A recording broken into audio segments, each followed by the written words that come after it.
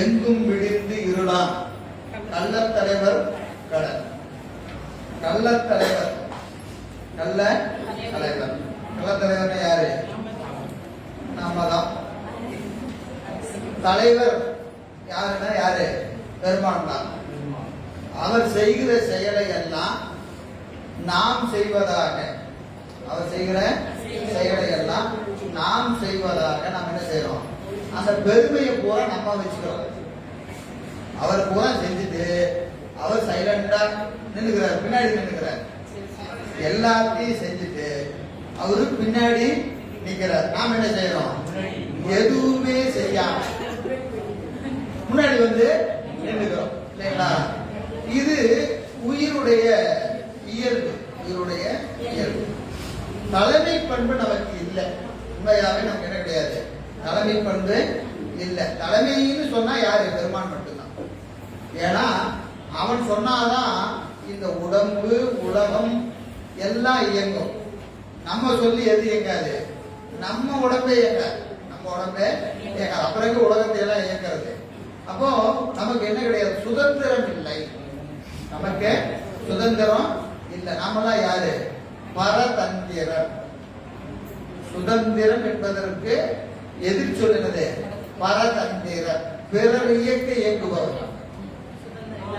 சுதந்திரம் கிடையாது. நம்ம சுதந்திரம், இந்தியா சுதந்திரம் அடைஞ்சிருச்சு. நமக்கு எப்பவுமே சுதந்திரம் கிடையாது. நம்மளாம் என்னைக்கும் ஆண்மை என்னது? அடிமை தான்.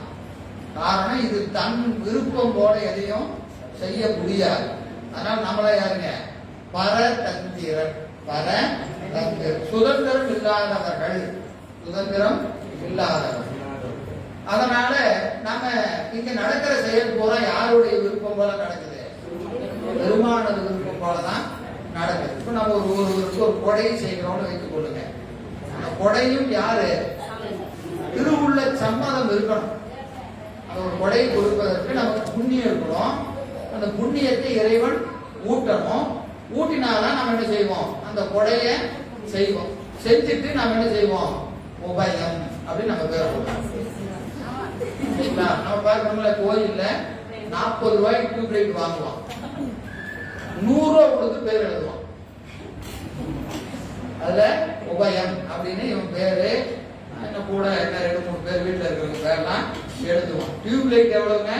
40 ரூபாய். எழுதுற கூலி எவ்வளவு? 100 ரூபாய். எழுதினா நமக்கு அந்த பேரு பார்க்க போறோம். நம்ம செஞ்சுட்டாங்க வரும்போது இவங்க கோயிலுக்கு வரும்போது இந்த லைட் நம்ம கொடுத்துட்டாங்கன்னு வேற 10 பேருக்கு காட்டுவோம் இல்லைங்களா? அது என்ன செய்யறது? நீங்க கோயிலுக்கு ஒரு திருப்பணின்னு போனீங்கன்னா கல்வெட்டுல உங்க பேரு போடு விடுங்க அப்படின்னா 1000 கொடுக்குறோம். என்ன செய்யறோம்? 5000 கொடுக்குறோம் இல்லையா? கல்வெட்டு உண்டா? கல்வெட்டு எல்லாம் இல்லைங்க. அப்ப 1000 ரூபாய் முடியுமா? கல்வெட்டு இருக்குதுன்னா 5000 கொடுப்பான். இது இயல்பா உயிருக்கு உரிய இலக்கணம் தான். இதை நம்ம சரி தப்புங்கிற இடத்துக்கே போக வேண்டாம். உயிர் பொதுவா அதுதான் நினைக்கும். அப்போ இதெல்லாம் யார் செய்விக்கிறார்? பெருமான் தான் செய்விக்கிறார். அப்ப இந்த தலைமை பண்பு நம்ம இயக்குகிறது யாரு? பெருமான் தான். ஆனா நம்ம ஆமா குற்றம் செய்வதும் பெருமான் தான். நல்ல கேள்வி கேட்டீங்க. உண்மைதான். நீங்க நல்லது செஞ்சாலும் சரி, கெட்டது செஞ்சாலும் சரி, இயக்குவது யாரு? பெருமான் தான். ஆனா கணக்கு யார் கணக்குல வருது? வினை யார் கணக்குல வருது? நல்லது செய்யறீங்க, அந்த புண்ணியம் யார் கணக்குல வரும்? உங்க கணக்குல தான் வரும். இப்ப பாவம் செஞ்சா அவ்வளவுதான். நீங்க பாவம் செஞ்சாலும் உங்க கணக்குல வரக்கூடாது அப்படின்னு நினைச்சீங்கன்னா நீங்க முதல்ல என்ன செய்யணும்? அந்த புண்ணியம் எடுக்கும்போது என் பேர்ல எழுதாதீங்க அப்படின்னு சொல்லணும். சொல்லுவீங்களா? அப்ப பாவம் உங்க கணக்குல தான். புரியுதுங்களா? அப்ப நம்ம புண்ணியம்னா என் பேர்ல எழுது, பாவம்னா நீதாயா செய்ய சொன்ன. நம்ம கேள்வியே எப்பவுமே எப்படி கேட்போம்னா, குற்றமும் அவன் தானே செய்ய சொல்லுகிறான்னா கண்டிப்பா அதுல சந்தேகமே கிடையாது. பாவம் நம்ம கணக்கில் இருக்கிறதா தான் குற்றம் செய்வோம். பாவம் நம்ம கணக்கில் இருக்கிறதா தான் குற்றம் செய்வோம். இருக்குங்க சாமி. இப்போ நீங்க ரொம்ப சிவபிரகாசத்துல இந்த கேள்விக்கு அழகா விடை சொல்றாரு. அதாவது ஆகாமிய வினை, ஆகாமிய வினை ஏறாம இருக்கிறதுக்கு என்ன வினை? ஆகாமிய வினை ஏறாம இருக்கிறதுக்கு என்ன என்ன வழி அப்படின்னா சிவபிரகாசத்துல 31வது பாட்டு இதுக்கு விடை சொல்றார். குற்ற தொழில் நினைவு உரைகள், குற்ற தொழில் நினைவு உரைகள் ஒன்று ஒன்றால் அழியும், ஒன்று ஒன்றால் அழியும். அந்த பாட்டை சொல்றாரு. என்ன அப்படின்னு கேட்டீங்கன்னா, இன்பத்தை நுகர்கிற போது, இன்பத்தை நுகர்கிற போது என்னுடையது என்று நீ எப்ப நுகர்கிறாயோ அப்போ உன் கணக்குல வந்துடும்.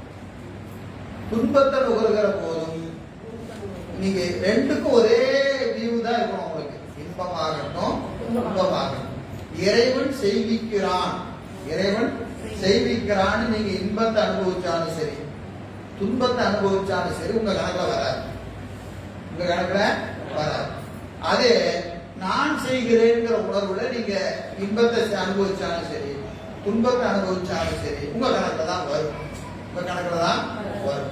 இப்ப நமக்கெல்லாம் என்ன ஒரு பிரச்சனை அப்படின்னு கேட்டீங்கன்னா, இப்ப சைவ சித்தாந்திக்கு தான் இந்த பிரச்சனை, வேற யாருக்கும் இந்த பிரச்சனையே கிடையாது. என்ன அப்படின்னு கேட்டீங்கன்னா, இப்ப நான் எல்லாமே சிவன் செயல் தானே நினைக்கிறேன், எனக்கு எப்படி வினை வரும் அப்படின்னு நம்ம ஒரு கேள்வி கேட்போம். உண்டா இல்லையா? எல்லாமே சிவன் செயல் தானே நான் நினைக்கிறேன், அப்ப வினை எனக்கு என் கணக்குல எதுக்கு சாமி எழுதுறாரு அப்படின்னு நம்ம ஒரு கேள்வி கேட்போம். நாம எல்லா சிவன் செயல்னு நினைக்கிறது என்னமோ உண்மைதான், அது எப்ப நினைப்போம் அப்படின்னு கேட்டீங்கன்னா, அனுபவிக்கும் போது நினைக்க மாட்டோம். புரியுதுங்களா? ஒரு இன்பம் வருகிறது, இன்பம் வரும்போது இது இறைவன் நமக்கு ஊட்டுகிறான் அப்படின்னு நினைச்சு அனுபவிக்குமானா அப்படிலாம் அனுபவிக்க மாட்டோம். வர வரைக்கும் வரணும்னு அனுபவிச்சுடுவோம். தீமை வருகிற போது மட்டும் இறைவன் இப்படி எல்லாம் எனக்கு செய்யறாங்க, நான் அவனையே நினைச்சுக்கிட்டு இருக்கிறேனே அப்படின்னு கேட்போம். புரியுதுங்களா? இன்னொன்னு, இப்ப துன்பம் வரும்போது கூட சரி இறைவன் ஊட்டுகிறான், இறைவன் நமக்கு ஊட்டுகிறான், நான் என்ன செய்ய முடியும்? பெருமானே நமக்கு இதை ஊட்டணும் முடிவு பண்ணிட்டா இதை மாற்றுவர அதிகாரம் எனக்கு இல்லை, வந்தா வந்துட்டு போகுது அப்படின்னு நினைக்கிற பக்குவம் நமக்கு இருக்கான்னு கேட்டா அது இருக்காது. நம்ம என்ன செய்வோம்? அதை நீக்குவதற்கு என்ன வழி இருக்கு? துன்பம் வருகிறதுனா துன்பத்தை நீக்கிறதுக்கு என்ன வழி இருக்குன்னு என்ன செய்வோம்? முயற்சி பண்ணுவோம். ஒரு முறை முயற்சி பண்ணி, 2 முறை முயற்சி பண்ணி, வேற வழியே இல்லைங்க, தப்பிக்கவே முடியல அப்படின்னா தான் பெருமானே இது உனக்கு நல்லா இருக்கா அப்படின்னு கேட்போம். இப்போ நம்ம முயற்சி எல்லாம் தோற்ற பிறகுதான் நம்ம பெருமான்கிட்ட போவோம். புரியுதுங்களா? அப்போ நமக்கு என்ன கிடையாது, இறைவன் ஊட்டுகிறான் என்பதை நாம் உளமாற ஏற்றுக்கொள்ளவில்லை என்பது பொருள். நாம் ஏற்றுக்கொண்டா என்ன செய்யணும்? வரும்போதே அதை ஏற்றுக்கொள்ளணும். துன்பம் வருகிற போது இறைவன் ஊட்டுகிறான், இறைவன் ஊட்டுகிறான் அப்படிங்கிற ஒரு உணர்வு வந்துட்டா நமக்கு என்ன வராது? அதை நீக்கணுங்கிற முயற்சியே வராது, துன்பத்தை நீக்குகிற முயற்சி வராது, இன்பத்தை பெருக்குகிற முயற்சி வராது. நம்ம இந்த ரெண்டையும் செய்வோம். இன்பம் வந்தா என்ன செய்வோம்? அது இன்னும் கொஞ்சம் ஜாஸ்தி பண்றதுக்கு ஏதாவது வழி இருக்கா அப்படின்னு நினைச்சு இன்பத்தை பெருக்குவதற்கு முயற்சி செய்வோம், துன்பத்தை துடைப்பதற்கு முயற்சி செய்வோம். இந்த 2 முயற்சி தான் நம்ம கணக்குல விடையேறு. புரியுதுங்களா? இது அழகா ராமாயணத்துல ஒரு வரலாறு உண்டு. கங்கை கரையில ராமர் குளிக்க போனாரு. போகிற போது அந்த பிள்ளை என்ன செய்யறாரு? ஆத்துல மணல்ல குத்திட்டு போறாரு. ஏன்னா அந்த அம்பை படுக்க வச்சு போக கூடாதுன்னு ஒரு முறைஞ்சு, அதனால என்ன செய்யற, அம்பை குத்திட்டு போறாரு. கங்கையில போய் குளிச்சுட்டு வர அந்த அம்பை எடுக்கும் போது என்னாச்சு, ஒரு தவளை அதுல குத்துப்பட்டு அப்படியே குத்து உயிரும் கொலை உயிருமா இருக்கு. அப்போ ஐயோ என்ன நீ கத்தி இருக்கலாமே, நான் அப்பவே உருவி இருப்பேன், நீ இவ்வளவு நேரம் இவ்வளவு துன்பப்பட்டு சத்தம் போடாம இருந்தியே அப்படின்னு ராமர் தவளையை பார்த்து கேட்டாராம். அப்போ அந்த தவளை சொல்லிச்சு, யாராவது எனக்கு துன்பம் செஞ்சா ராமா ராமான்னு கத்துவேன், நீயே குத்தும் போது நான் என்னன்னு கத்துறது, அதனால நான் கத்தாம இருந்துட்டேன் அப்படின்னு அந்த தவளை சொல்லிச்சான். இது இப்ப என்னதுங்க, இறைவன் ஊட்டுகிறான் என்கிற முடிவு வந்ததுக்கு அப்புறம் நமக்கு என்ன செய்யணும்? அவன்கிட்ட தான் சரணடையும். அதை நம்ம போய் தீர்த்தரலாம் அப்படின்னு நம்ம என்ன செய்ய முடியாது. நம்ம அளவில் பட்டது அல்ல, இந்த வினைகள் எல்லாம் நம்ம அளவில் பட்டது அல்ல. அப்ப நம்ம என்ன செய்யணும்? ஊட்டுகிற போது பெருமான் திருவடியை சரணடைஞ்சோம். இப்ப நம்ம முயற்சி என்பதற்கு அங்க வேலையே இல்லை. ஏன்னா முயற்சி செய்து நம்மால் இதை நீக்க முடியாது, நீக்க முடியாது. அதுக்கு என்ன செய்யணும்? திருவடி திருவடியை சரணடைய. திருவடியை நமக்கு ஞான சம்பந்த பெருமான் சொல்றாரா இல்லைங்களா? என்னதுங்க? அவ்வினைக்கு இவ்வினையாம். அவ்வினைக்கு இவ்வினையாம். எவ்வினைக்கு எவ்வினை? ஏற்கனவே செஞ்ச அந்த சஞ்சித வினைக்கு அது பிராரத்தமா மாறி இப்போ உனக்கு துன்பமா வருது. அந்த பிராரத்தம் உனக்கு இன்பமா வருது. அவ்வினைக்கு இவ்வினையாம் என்று சொல்லும் அது தெரிவி. வந்துருச்சியா உனக்கு? இப்ப ஏற்கனவே பெருமான் கணக்கு போட்டு எழுதிட்டு இத்தனாம் தேதி இத்தனை மணிக்கு இந்த நிமிடத்துல உனக்கு இந்த இன்பம் வரும், இந்த நிமிடத்துல உனக்கு துன்பம் வரும் பெருமான் எழுதி வைத்திருக்கிறான். எழுதி வைத்திருக்க அது என்ன செய்யும்? வந்தே தீரும், வந்தே தீரும். அதனால இது வருதே வருதேன்னு சொல்வதனால ஒன்றும் ஆக போறதில்லை, அது வந்து தீரும். அப்போ அது என்னங்க பண்றது அப்படின்னா, அப்படியே நீ அதை ஒன்றும் யோசிக்காத. இப்ப நீ செய்யறதுக்கு ஒரே ஒரு வேலை. இப்ப நீ செய்வதற்கு என்ன இருக்கிறது? கைவினை செய்து எம்பிரான் கடல் போற்றுதும் நாமடியோ செய்வினை வந்தன்மை தேண்டப்ப. வினை வருது, நீ என்ன கணக்கு நோட்டை எடுத்து எடுத்து கணக்கு பார்த்துட்டே இருந்தா கணக்கு எழுதுருமா? நம்ம ஒரு நோட்டை எழுதி வச்சிருக்கிறோம். இவருக்கு 5000 கொடுக்கணும், இவருக்கு 10,000 கொடுக்கணும், இவருக்கு 1 லட்சம் கொடுக்கணும், அவருக்கு வட்டி கொடுக்கணும். நோட்டை காலையில் எழுதிச்சோடனே திருப்பி பார்த்துட்டே இருந்தா கணக்கு எழுதுருமா? என்ன செய்யணும்? கடனை கட்டுறதுக்கு என்ன வழியோ பார்க்க வேண்டியதுதான் இல்லையா? காலையில் எழுதி கணக்கு பார்த்துட்டே இருந்தா அந்த வினை நாளை இந்த வினை வந்துச்சு, இந்த வினை நாளை இந்த கணக்கு பார்க்கிற வேலை நம்ம வேலையே இல்லை. நம்ம வேலை என்னது? புண்ணியத்தை சேர்த்தணும், புண்ணியத்தை சேர்த்தணும், அதுதான் வேலை. அவ்வினைக்கு இவ்வினையாம் என்றும் சொல்லும் அது தெரிவி உய்வினை நாடாதிருப்பது உண்டமக்கு ஊனம் என்றே. இப்ப இதெல்லாம் விட்டு வெளியே வருவதற்கான உய்வி, இதுல இருந்து நிவாரணம் வேணுமா இல்லையா? துன்பமா இருக்கு, துன்பமா இருக்குன்னா துன்பத்துக்கு போவோம். துன்பத்திலிருந்து விடுபடுவதற்கான வழியை தேடும் உய்வினையினர். உய்வதற்கான வினை அது என்னது? பெருமானை போட்டுகிற வினை தான். அடுத்து சொல்றாரு, அது எதுங்க உய்வினையினர்? கைவினை செய்து. கைவினை செய்தினா அதான் உய்வினை. கைவினை செய்யணும். என்ன செய்யணும்? கையால பெருமானுக்கு மலர் பறிக்கணும், உழவாரம் செய்யலாம், பூசை செய்யலாம். இதெல்லாம் நாம செய்யக்கூடிய வினை. அந்த வினையினாலே நீ இதை செஞ்சினா அது உனக்கு உய்வினையா. அதை விட்டுட்டு இதனால வந்துச்சா அதனால வந்துச்சானா அது ஒன்றும் எதையும் நீங்க நிறுத்த முடியாது. வருவது தானே வருகிறார், வருகுவது தானே வருகிறார். எனவே அந்த வகையில அந்த இறைவனது அந்த அருளை நாம் அறியணும்னு சொன்னா, அறியாம எல்லாம் நானே செய்துன்னு சொல்லுவார்கள். யாரு பேருங்க? கள்ளத்தலைவர். இப்ப நம்மளாம் யாரு? கள்ளத்தலைவர். அவருடைய கடன் நம்ம செய்யற வேலை யாரு? கள்ளத்தலைவர் ஆகி நாம் செய்கிற இந்த செயல் எப்படி இருக்கிறதுனா, இதுக்கு ஒரு அழகான ஓமை. இது பூரா ஓமை தான், அருமையான ஓமை. வெள்ளத்துள் நாவற்றி, வெள்ளத்துள் நாவற்றி எங்கும் விடிந்து இருளாம் கள்ளத்தலைவர் கடன். ரெண்டு ஓமை சொல்றாரு. ஒண்ணு, வெள்ளத்துல நாவற்றி நிற்கிறான். ஒரு பெரிய வெள்ளம், நல்ல அழகா நல்ல பொய்கையிலிருந்து வருகிற அருமையான ஒரு நன்னீர் அப்படியே ஓடுது, ஆறா ஓடிட்டு இருக்குது. ஒருத்தன் அந்த ஆத்துல எங்க நிற்கிறான்? நடுவுல நிற்கிறான். ஆற்றினுடைய நடுவுல நிற்கிறான். நின்று என்ன சொல்றான்? தாகமா இருக்கு, தாகமா இருக்கு அப்படிங்கிறான். எப்படி இருக்கிறதுங்க? எதுக்கியா அடுத்தவனை கேட்டுட்டு இருக்கிற? ஒண்ணு அப்படியே குளிக்க வேண்டியதானே. நல்ல தண்ணிக்கு நடுவுல நின்றுகிட்டு தாகமாக இருக்கிறது என்று சொல்வது போல, என்று சொல்வது போல. அப்புறம் இன்னொரு ஊமை சொல்றாரு. நல்ல மொட்டை வெயில், வெளியே நின்று கண்ணை மூடிட்டு இருட்டா இருக்கு, இருட்டா இருக்கு. இருட்டா இருக்குன்னா என்னது?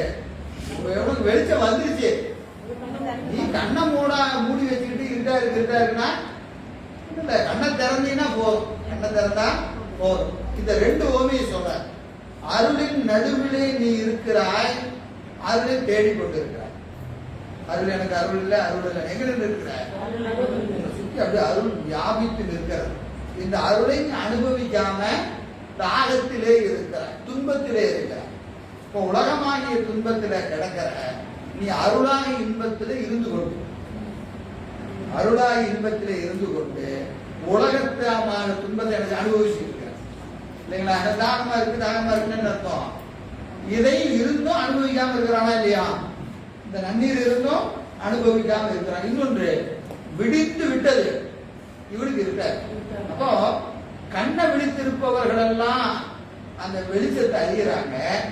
அதே இடத்துல நின்று கொண்டு இவன் இருளை அறிகிறான்.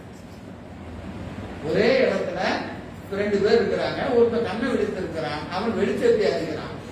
வெளிச்சத்தை அறியும் போது உலகத்தில் இருக்கிற இன்பத்தை எல்லாம் அவனுக்கு தெரியுது.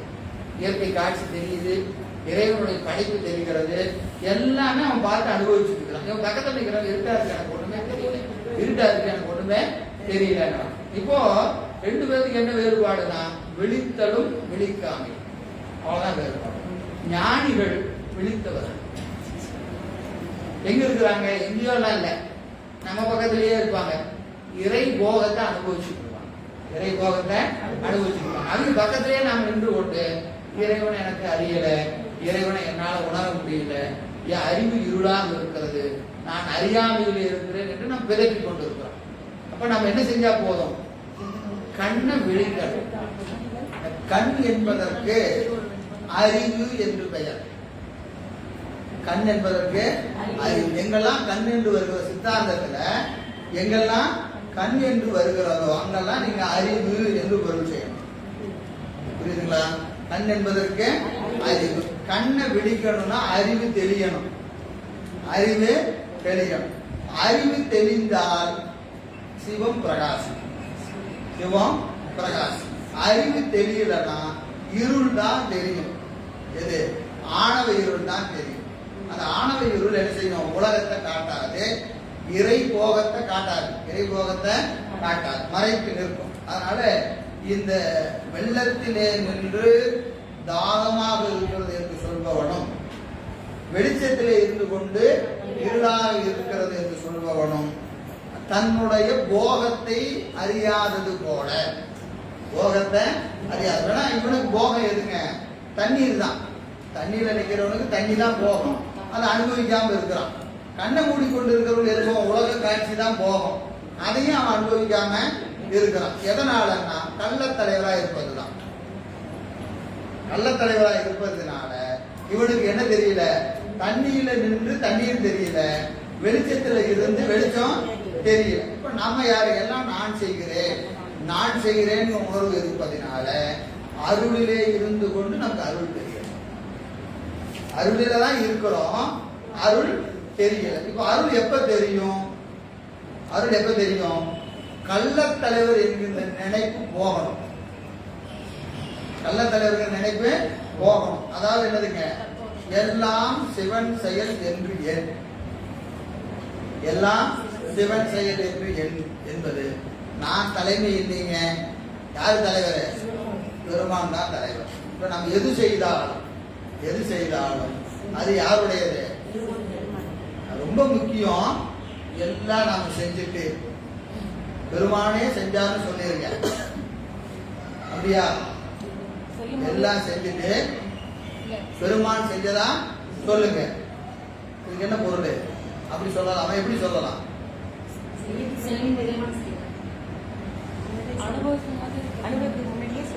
ஒரு செயல் நடக்குது, ஒரு செயல் நடக்குது. இப்ப நான் என்ன சொல்லிட்டு இருக்கிறேன்? நான் செஞ்சேன்னு சொல்றேன், இல்லையா? நான் செஞ்சேன்னு சொல்றேன். உண்மையால யார் செய்யறது? பெருமான் செய்திருக்கிறான், பெருமான் செய்கிறான். இப்போ நான் எப்படி சொல்றது?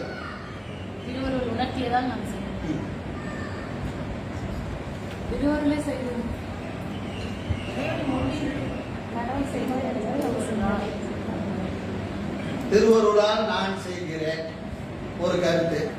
இன்னொரு கருத்து நீங்க என்ன சொல்றீங்க? இறைவனை முன்னிறுத்தி செய்யணும், இது ஒரு கருத்து. அப்புறம்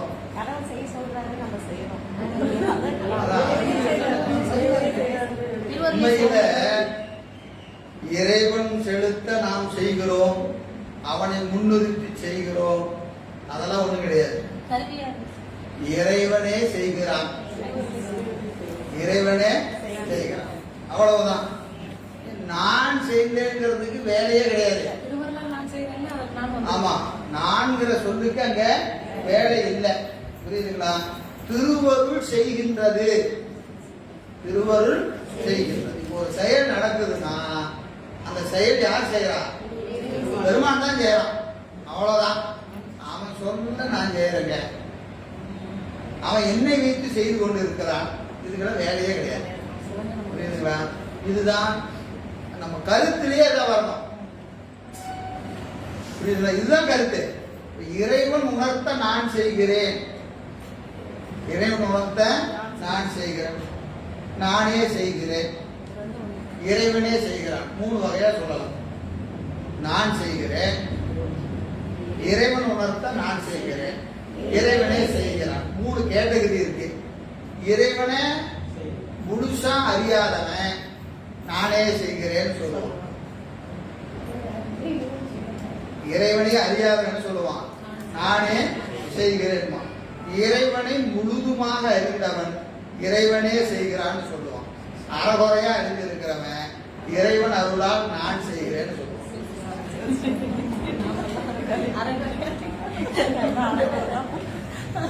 சரிங்களா? சிவஞான போதத்துல 10வது நூற்பால 2வது அதிகரணத்துல முதல் பாடம். சிவஞான போதத்துல 10வது நூற்பால 2வது அதிகரணத்துல முதற் பாடம். நான் அவன் என்று எண்ணினார்க்கும் நாடும் உளம் உண்டு. நான் அவன் என்று எண்ணினார்க்கும் நாடும் புலம் உண்டு. அப்படின்னா நானும் செய்கிறேன், அவனும் செய்கிறான் அப்படின்னு. அவன் அருளாலே நான் செய்கிறேன் என்று சொன்னா அங்கேயும் நான்கிற பொருள் வந்துடும். புரியுதுங்களா? அதனால அதுவும் தற்போதம்தான், அதுவும் தற்போதம்தான். அப்ப எப்படி சொல்லணும்? அவனே செய், அவனே செய்கின்றான். அவ்வளவுதான். இங்க நான்கு நமக்கு என்ன கிடையாதுங்க, நம்மெல்லாம் ஒரு பொருளே கிடையாது. முதல்ல அதை நல்லா ஞாபகம் வச்சுக்கணும். யாவையும் சூனியம் சத்தியம். அவனுக்கு முன்னாடி போய் நின்றுக்கிட்டு சாமி நீங்களும் வாங்க நானும் வரேன், 2 பேர் சேர்ந்து ஒரு வேலையை செய்யலாமா அப்படிங்கிற மாதிரி இருக்கு. எது? அவன் அருளால நான் செய்தேன், அவன் அருளாலே நான் செய்தேன். சொல்லுங்க. பாட்டெல்லாம் சொல்லியாச்சு. அவன் அருளாலே நான் சொன்னேன் செய்தேன். இதெல்லாம் என்னதுங்க? அதுவும் தற்போதம்தான், அதுவும் தற்போதம்தான். எனவே அவனுக்கு முன்பாக நாம் ஒரு பொருள் இல்லை. அதை முதல்ல நல்லா ஞாபகம். நம்ம ரொம்ப அழகா சொல்லுவாங்க, கிராமத்துல ஒரு பழமொழி சொல்லுவாங்க. நீ அரிசி கொண்டு வா, நான் உமி கொண்டு வரேன், 2யும் கலந்து ஊதி ஊதி திங்கலாம். புரியுதா? நீ என்ன கொண்டு வா, அரிசி கொண்டு வா, நான் என்ன கொண்டு வரேன், உமி கொண்டு வா, கொண்டு வர 2 என்ன செய்யலாம், கலந்துடலாம். அப்புறம் என்ன செய்யலாம், ஊதி ஊதி திங்கலாம். அப்படின்னு என்ன அர்த்தம்? உமி ஒண்ணுக்கு ஆகாது. புரியுதுங்களா? உமி ஒண்ணுக்குமே ஆகாது. அதை வேற நான் கொண்டு வந்து அப்புறம் நீ கொடுத்ததை சாப்பிட்டு சொல்லிடக்கூடாது. நீ கொடுத்ததை சாப்பிட்டா உனக்கு உள்ள கிரெடிட் ஆயிடுது. அதனால என்ன செய்வோம், 2யும் கலந்துக்கலாம். 2யும் கலந்து, எதையும் அரிசியும் உமியும் கலந்துக்கலாம். அப்படியே சாப்பிட முடியுமா? சாப்பிட முடியாது. அதனால என்ன செய்யுது, ஊதி ஊதி திங்கலாம். எவ்வளவு சித்தாந்தம் பாருங்க. அவர் வருவார், அவர் அரிசி, நாம யாரு, உமி. 2யும் கலந்துட்டு நீ சொல்ல நான் செய்கிறேன், நீ சொல்ல நீ எதுக்கியா செய்யற, உனக்கு என்ன இருக்கு, உனக்கு என்ன இருக்கு, ஒண்ணு கிடையாது. நீ ஒரு பொருளே இல்லை. அவனுக்கு முன்பாக நீ என்ன கிடையாது, ஒரு பொருளே இல்லை. அப்போ யார் செய்தான்னா அவன் தாங்க செஞ்சான், அவன் தான் செஞ்சான். அவ்வளவுதான் வேலை பண்ணி போச்சு. இல்ல அவன் அருளாலே நான் செய்கிறேன், அவன் என்னை ஏவ நான் செய்கிறேன், இதுக்கெல்லாம் வேலையே கிடையாது. இதுதான் வேலையே இல்லை. காரணம் அவனுக்கு முன்பாக, அவனுக்கு முன்பாக இந்த ஆன்மா என்பது எப்படி இருக்கு, என்னது என்ன ஃபிராக்ஷன் போட்டீங்கனாலும் வர. அதனால இதுக்கு என்ன சொல்லிடலாம், பூஜ்ஜியம் சொல்லு இருக்கு. எவ்வளவு இருக்கு, சைபர் சைபர் சைபர் சைபர்னு எத்தனை சைபர் முடியுமோ அத்தனை சைபர் போட்டு கடைசியாக ஒரு 1 போட்டீங்க. அவ்வளவுதான். நம்ம நியூமரிக் எவ்வளவு அவ்வளவுதான். அதனால இது என்ன செஞ்சுக்கலாம், சூனியம். அவனுக்கு முன்பாக ஆன்மா என்பது ஒரு பொருள் அல்ல, ஒரு பொருள். அதனாலதான் நம்முடைய மணிவாசகர் பெருமான் நமச்சிவாய வாழ்க என்று சொன்னார். கருத்து மறைமலை அடியில் எழுதுகிறார், நமச்சிவாயத்தை நான் வணங்குகிறேன் என்று சொல்லணும். நான் என்பது நான் நினைச்சா வணங்க முடியாது. அதனால மணிவாசகர் எப்படி வைக்கிறாரு, நமச்சிவாயத்திற்கு வணக்கம், நமச்சிவாயத்திற்கு வணக்கம் அப்படின்னு என்ன அர்த்தம், நான்கிற சொல்லு செய்யல கூட கூடாது. வணக்கம்னா அவனருளாலே அவன் தான் வழியை பின்னாடி சொல்றாரு, நம்ம முதல் வரியிலே வச்சுட்டாரு. இப்ப அவனை வணங்கணும்னாலும் அவன் நம்மை வணக்கத்தை செய்யுமாறு பணிவித்திருக்கிறான், நாம பணியோம். பாடுமாறு பாடே, பணியுமாறு பணியே, நினையுமாறு நினையே. ஏன், அவன் நினைக்க வச்சா நாம நினைப்போம், அவன் பாட வச்சா நாம பாடுவோம். அவ்வளவுதான் நம்ம வேலை. அவன் இயற்கை இயங்குவதுதான் நம்ம வேலை. அதற்கு மேல என்ன கிடையாது, நமக்கு ஒன்றும் இல்லை. எனவே இங்கே எங்கும் விடிந்து இருளாம். இருள் என்பது அங்கே கடந்து போகிறது, நமக்கு அறியாம கிடக்கிறோம் என்பதை இங்க சொல்ற. அடுத்த பாடல் பாருங்க, 39.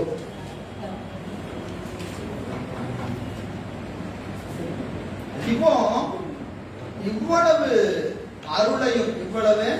அருளையும் பெறுகிற தகுதியுடைய நாம, அருளையும் பெறுகிற தகுதியுடைய நாம அதை அறியாது நிற்பதற்கு என்ன காரணம்? அருளை தான் நிற்கிறோம், ஆனா நம்ம என்ன செய்ய முடியல, அருளை அறிய முடியல. அதற்கு என்ன காரணம் அப்படின்னா 39 சொல்ற, பரப்பமைந்து கேள்மின், பரப்பமைந்து கேள்மின், வார் கலன் மேல் பூஞ்சை கரப்பருந்த நாடும் கடல்ல. பரப்பமைந்து கேள்மின், வார் கலன்